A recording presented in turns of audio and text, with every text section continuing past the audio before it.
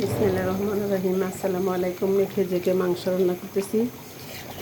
আমি প্রথমে গরুর মাংসটি কেটে ধুয়ে নিয়েছি, তারপর পাতিলে দিয়েছি, পরে উপরে দিয়েছি পেঁয়াজ কুচি,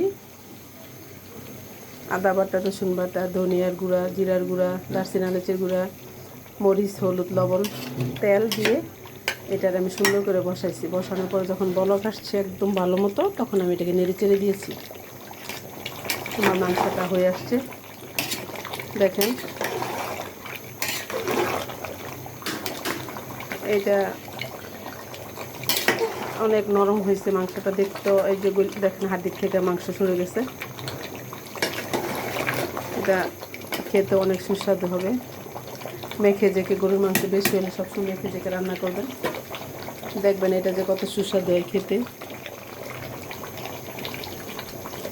আমার মাংসটা হয়ে আসছে, কষানো হয়েছে, একদম কষানো। আমি জল দিইনি এটাতে, যে মাংসের পানিটাতে যে অনেকক্ষণ জাল কমিয়ে বসে রেখেছি, এটা সিদ্ধ হয়েছে।